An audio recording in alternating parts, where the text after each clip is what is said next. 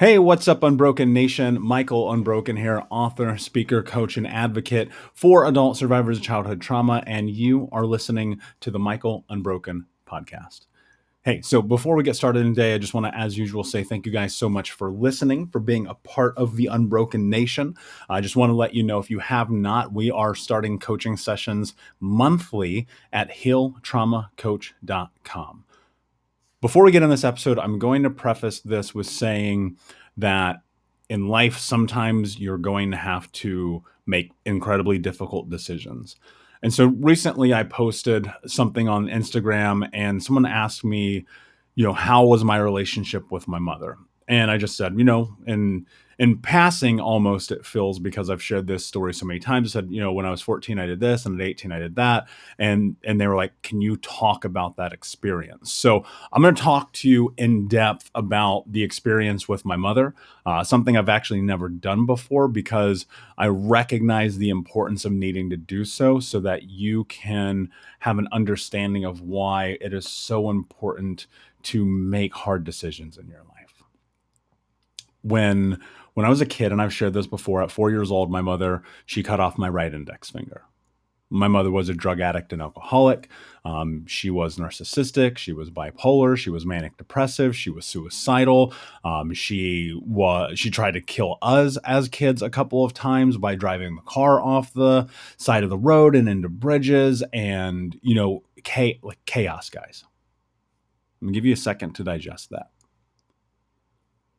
The truth about this is that my mother, like me, and her mother before her, and so forth, suffered a tremendous amount of abuse, a tremendous amount of trauma, a tremendous amount of pain, suffering, and hurt.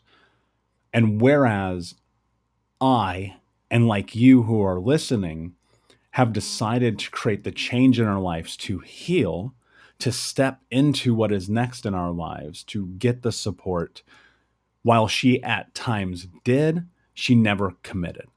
And that's why I talk so often when we're talking about coaching, when we're talking about anything in life, that there is a commitment that you have to make in order to create the change that you want to have and see in your life. And because of that, that becomes the difference between success and failure. And I've shared that, guys, with you guys before. So at 14 years old, actually, let me rewind. I'm going to go back a little bit more. I'm actually going to share a story that I don't think I've ever shared. Maybe I have, but I don't recall. When I was 9 years old, we were at home. It was summer, and we had just come back from eating lunch. I think it was me, my mother, my stepfather, and my new baby brother. My mom had just had a kid, like, I don't know, a year prior, something like that. And we don't typically go out to eat. When we do, often my mother will find a way to finagle a free meal out of it. There's always some kind of complaint. There's always some kind of lie. There's always something that she can kind of leverage so we don't have to be responsible for the services that we just had. And we had just done, this had happened again. I distinctly remember we went to a restaurant called Chi-Chi's. That place has now since closed, but they were all over Indiana. And so we'll come back home, and as we're getting out of the car and I'm walking to the front door, she, who was driving the car, falls out of the car, lands back first into our gravel driveway, and begins to have a seizure. And this was a narcotics-induced seizure, which she had before because she was having an overdose. She had taken too many, whatever pill of choice it was that she happened to be on at that time. And my stepfather runs around to the side of a car, puts his wallet in her mouth to keep her from swallowing her tongue, and all the while screaming at me to call 911. Well, our phone had gotten turned off because we didn't pay the bill. Well, they didn't pay the bill. I was 9 years old. And luckily a neighbor did. And she didn't die that day, which was wonderful, right? And she got serious briefly. about going to rehab. And so in this window, I talk often about living with multiple families between like 8 to 10 years old, 8 to 11 years old. And this was one of the catalysts for that. There were others, but this was one. And she went into rehab. My stepfather, who was over the road trucker, was out there doing that thing. And I lived, and my brothers lived. We got separated at this time for I want to say it was probably 4 months, 5 months, I vaguely recall. And we just lived with various families, 3 days here, 4 days here, a week there. And I mean, it was just time and time again. And so my mother comes back and she's in this bout of sobriety, which is amazing. It's the first time I ever remember her being sober. And she was up at a St. Vincent hospital, and we would go and visit her.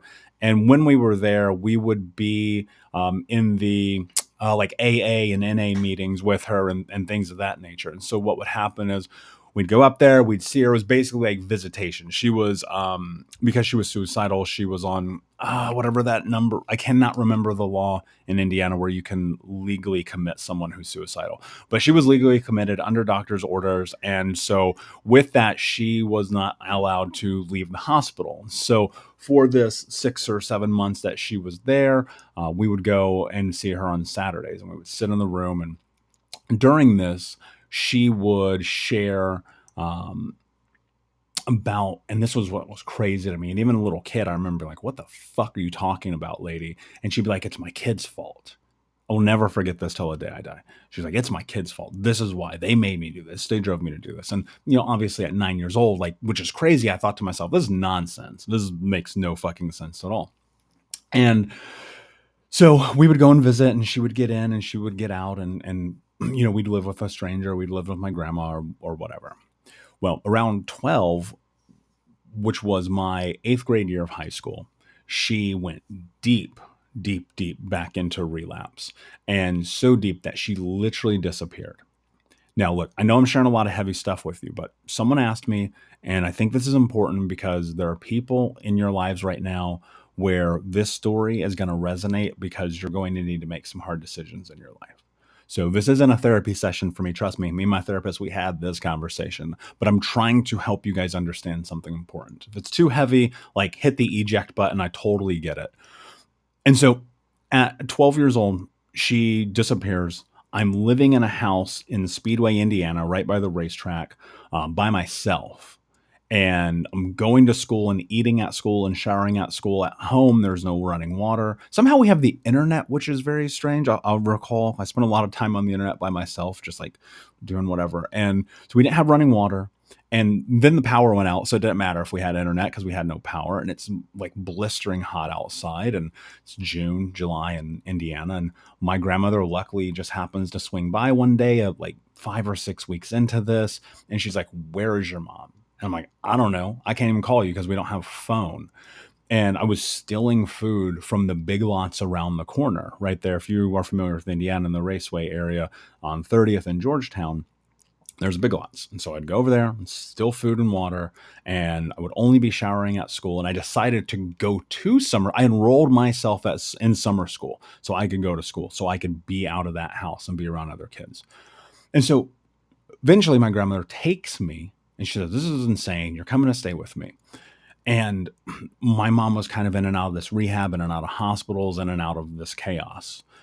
At 14, I'm heading into high school, my freshman year, and I'm living with my mom again because my grandmother couldn't take me and my other brothers. And so she said, I need you to go back to live with your mom, which was heartbreaking for me, even though my grandmother was this fucking crazy racist person. Another story for another day, guys. And, and so I go back to live with my mom, and I get enrolled in Pike High School, which is, this township school. And we're living in this townhouse, and my mom starts to go back deep into the drugs. Deep. And this was the deepest it had ever been. And I'm like by myself again. She's disappeared into rehab again. She's totally gone again. And you can literally look at my report card. I've posted and shared it before, where I have like basically straight Fs because I'm not going to school. I haven't at this point yet lived, like my grandmother hasn't taken me yet. And so I get kicked out of Pike. They're basically like, dude, you're done. Like, I don't even know why you're here. This is the first time I got kicked out of school.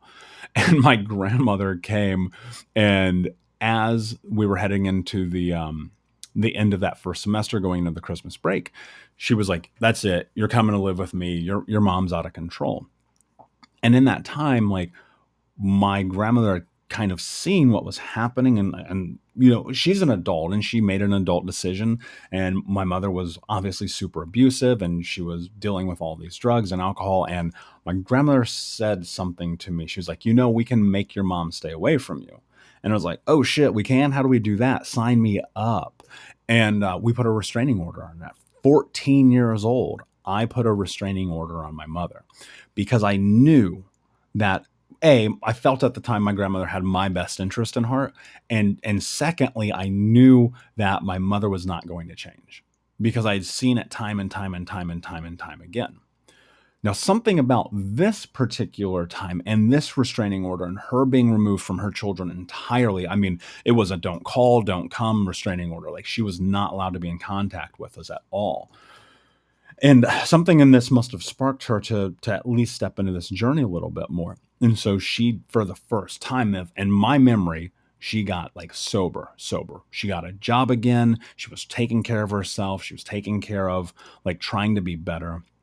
And you can literally watch my report card, my second half of my sophomore year of high school, after I had gotten expelled and put into a last chance program. I got straight A's one semester. That had never happened in my life. I was showing up, I was doing the work, I was doing the homework, I was taking care of myself, I was playing sports, I was like really involved in my own life because I didn't have the chaos around me.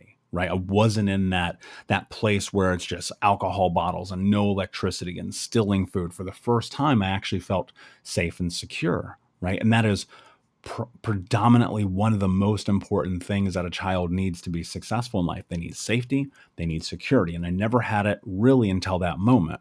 And in that, one of the things I should mention as a caveat, like my mother had divorced my stepfather, so he wasn't abusing us anymore. He would pop around every now and then because of, having a baby brother and shit like that. But for the most part, I never saw him, which was amazing. You talk about a stress being lifted off of me. And so my grandmother gets this restraining order on my mother. I start to do well in school. My grandmother gives my mother the option to come and live with us again after she gets out of rehab. My mother again relapses. Now, as an adult, what I've done is I've connected the dots. Of course, my mother relapsed because she moved back in with my grandmother, who was abusive because she had been abused. And now we're into this cycle of generational trauma. At 17 years old, I was like, fuck this. My mom's a fucking alcoholic. She won't take care of herself. This is her fault. And yes, of course, it's her fault. You're culpable. You're an adult. You make your choices and decisions. So yes, it is your fault. But what I didn't understand then was she was likely very triggered by being back in that environment. Because even my grandmother was so incredibly, what is the word I want to use here? I totally just got caught up on my own words. She was verbally abusive in this really intense way. And so I could see that play out in real time, in retrospect, in hindsight, diving into that experience and looking at it from being in the home and watching it happen. And when this happened, you could literally watch my grades start to decline. Boom. Almost straight F's again. My senior year, as you guys know, did not graduate high school on time, was skipping school, selling drugs, getting high all day, because I also was, now having the words for it, triggered. I was living in the chaos of this home between them abusing each other and them screaming at me and my mom one night attacking me with a pair of scissors. That became this thing where I was like, okay, hold the fuck up. I'm done with this. Like, done. And so there's this evening where my mother is trying to figure out why she can't turn on the computer. Now, in her drug-induced stupor, what she failed to realize is you have to press the power button. This is not a joke. It's fucking crazy, right? And so she comes into my bedroom. I'm sitting in bed. I'm doing homework. Like I'm actually trying to like fucking graduate high school.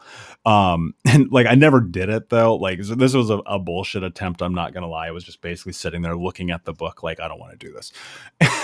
And she came into the room and she starts accosting me. And she's like, "What did you do to the computer?" Just freaking out, this whole thing, right? And if you've had a abusive mother or father or someone in your family, you know this experience, this moment where it goes from zero to full on collision. And in that moment, she started physically hitting me again. And I'm 18. I'm like, you know what? Fuck this. I'm done with this. And for the first time I hit her. I was defending myself and I kicked her to the ground and I looked at her and I said, and look, I'll be honest with you. I said these words. I said, if you ever touch me again, I'll kill you. And I'll tell you this, she never touched me again. Like for real, for real. Would I have killed her? I don't fucking know. I just know I was tired of it. And so because of that, and in that moment, I went into her bedroom because I knew she was back on drugs. I knew she was back on alcohol. And I went through and I just like dumped her closet shelf. She had this like armoire thing and I just knocked it over and behind it just 20, like no bullshit, like 20-gallon jugs of vodka, empty vodka bottles, pill bottles. And she was back in a relapse. Now, again, I can look at this, point to it and go, oh, of course, this makes perfect sense. She's back in this environment that is not conducive to success for a person who has a drug, alcohol problem, eating disorder, suicidal ideations, who's living with their abuser again. That I did not connect the dots to. The only thing I knew in the moment was, okay, my mom's a drug addict, alcoholic. She's back into this shit again. And my grandmother kicked her out and forced her to go to figure it out because we were all done with her. Like you could not be. Eventually you're at this place where you go, how many chances can you give a person? And there's conversations for forgiveness and all that. And, you know, you've heard those episodes. I've talked about these things. But what I want to share with you here is in this moment, I had to make, when I started this episode, I told you something about hard decisions. In this moment, I had to make the hardest decision of my life. And I told my mother I would never talk to her again. That was not only the most difficult decision that I've ever made in my life, but it is also the most important decision I have ever made in my life. What you have to understand is that you have someone in your life right now who is in the way of your future. You have someone in your life right now who is in the way of your future. And you are letting them take from you. You are letting them seep from you. You are letting them destroy you every single day that you stay in contact with them. It may be your mother, your brother, your cousin, your father, your best friend, your wife, your husband, your partner, your job, your whatever. Could be your kids, like for real, for real. And your life won't change until you make a decision. Change only happens when we make change happen. You guys have heard me say this a million times. And so at 18 years old, I made the most difficult decision an 18-year-old could ever make. Fast forward 20 years later, almost 20 years later, I still believe in my heart it was the best decision of my life. Because if I wouldn't have made that choice, I'll tell you right now, I would not be speaking to you. You would not be listening to this. I would not have written this book or any of the books. I wouldn't have this podcast. I wouldn't have coaching. I wouldn't have helped thousands of people around the world talk about this shit if I wouldn't have made that decision. And I kept it because I meant it. Commitment to the choices that you make is everything in life. Everything. There is no question asked that if you commit to what your heart, gut, and intuition tells you, that you will never be wrong. And my heart, gut, and intuition in that moment said, Michael, if you don't make this choice, this will haunt you. It will kill you. It will destroy you. You will never have the life that you're capable of having. And so At 18, I make this incredibly difficult decision. And between 18 and when she died, I want to say it was like 24, maybe 25, I did not talk to her except one time. And that just happened to be because of it had to happen, right? And I want to share something with you that's, how do I want to phrase this? That you're not going to understand until it happens. That's probably the easiest way I can preface this, especially when it comes to abusers. I've shared this with some of my clients one-on-one who have had this kind of experience as well, and they kind of had the same reaction. But I want to share it with you today because I want you to think about something. Freedom. I want you to think about the word freedom and the role that that plays in your life when you remove those from your life who do not and should not be involved in it. And in those hard choices and decisions, when freedom becomes abundant, your ability to have the life that you want to have becomes unbelievably possible. There's no other way to phrase it. Unbelievably possible. Everything that you want, because you're not tied into this person or people controlling your destiny. Now you are in a position of becoming the hero of your own story. And on the day that my mother died, I'll never forget this. My little brother calls me and he goes, "Hey man, mom died." I go, "Thanks. Have an awesome day." And I hung up the phone. And in that moment, I did not feel shame. I did not feel guilt. I did not feel sorrow. I did not feel regret. I did not feel hurt. I did not feel suffering. I did not feel anything except, for lack of a better term, and I wish I had another way to phrase this, of a huge fucking weight being lifted from my shoulders. And I don't wish death on anyone, so please don't interpret what I just said by that.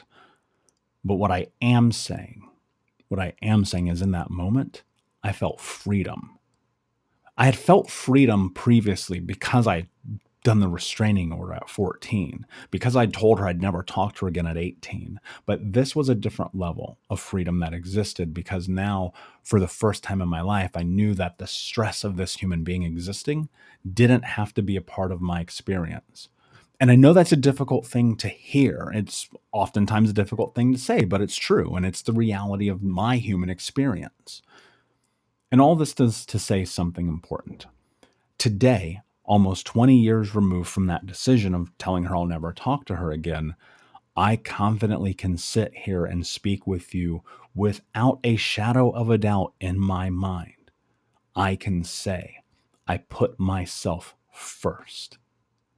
You have to put yourself first. If you want to be a person, I want you to hear this. If you're like driving, pull over, listen to what I'm about to tell you.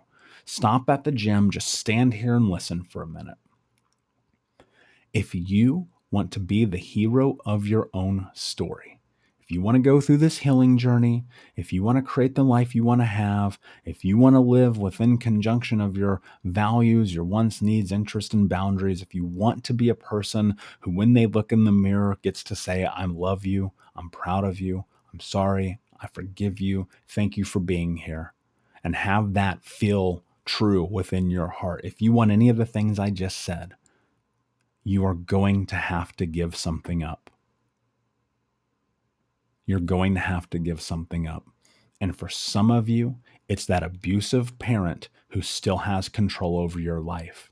Some of you listening right now, I know there's some teenagers, I know there's some people in their 20s and 30s, and I know some of you are in your 50s and even 60s. And you're still letting this person control you. Because here's the thing you have to understand. Often we are groomed into it. And our parents say, "I'm doing this for you. I'm beating the shit out of you because I love you. I'm bending over backwards. I'm sacrificing myself for you. Feel guilt. Feel shame about your existence. I brought you into this world. I'll take you out. You've heard it all." And then they send you awful texts. And when you need them, they're not there for you. And they send you emails that are destroying your self-love and your livelihood. And then when you need them, they don't come. and they scapegoat, and they are narcissistic, and they are hurting you, and you're letting them. I hate to say that to you. And I hate to say it to you because it's hard to say. And it's probably hard to hear. But what you have to understand, and this is fucking difficult, and I know somebody's going to try to cancel me. I'm going to get an email after this. I already know. I don't care. This is your fault. Because you are no longer a child. And I'm not saying that you're culpable for the bad things that happened. You know how I feel about this. You are not responsible for that shit. But everything happening in your life from this moment forward is on you. Nobody else but you. Change only happens when we make change happen. And you are not doing the thing that you know in your heart, in your gut, and in your intuition that you need to be doing. And yet you're blaming the world. Yet you're saying it's their fault. Yet you're putting it on them. You are passing the buck. You are leveraging the scapegoat. You are making the excuses. And I get it. Trust me, I get it. This is not a condemnation. I want you to understand this. I'm not throwing you under the bus. I'm not saying that somehow you're not doing the right things because you don't know better. I'm saying that you're not doing the things because you're not listening to yourself. You're not putting yourself first because you're terrified. On the other side of action is reality. On the other side of action is reality. You sit here and you say, they're destroying my life, but you let them. They're hurting me, but you're allowing it. At some point, you have to make a decision. At some point, you have to make a choice. And at some point, you have to be the hero of your own story. Ultimately, at the end of the day, I believe that we all are capable of this. I believe that entirely. I believe that we all can do what we need to do to take care of ourselves, to put ourselves first. And putting yourself first is not selfish. That is not selfish. And I hate when people say that because it's so dismissive. Put yourself first. And by proxy, your environment will change. Stop being tied down by people who do not want you to succeed. Stop allowing yourself to be hurt by people who don't want to care for you. Stop allowing yourself to be taken advantage of by people who, in my grandmother's words, wouldn't piss on you if you were on fire. I know that sounds crazy. That's such a hillbilly country thing to say. I love her, but you know how it is. At the end of the day, my friend, the truth is that I believe in you. I believe you're capable of doing whatever you want to do. You would not be listening to this podcast fucking 30 minutes in if you did not believe that you had potential in your life. And I know it's scary. I know it's scary. I get it. Making those hard decisions and removing the people within your circle who do not deserve to be there is one of the hardest things you will ever do. But in 7 years, 12 years, 18 years, 27 years from now, I believe that if you follow your gut response, your intuition, and your heart on this, you will know that you made the right decision. My friend, I want to tell you thank you, as usual, for staying with me and listening to this. I know we went deep today. It was probably an emotional episode for you. And I want you to know that we are here for you. The Think Unbroken Nation is a community. We are a tight-knit, close community about building each other up and creating real change in the world. We're starting our next coaching session soon. That's at healtraumacoach.com. That is about community, connection, and commitment. And if you are in need of those things to go into the next level in your life, I invite you to come and be a part of it. So if you have questions, visit us over there. Thank you, as always, for listening to the podcast. Please like, subscribe, comment, tell a friend. And until next time, my friend, be unbroken.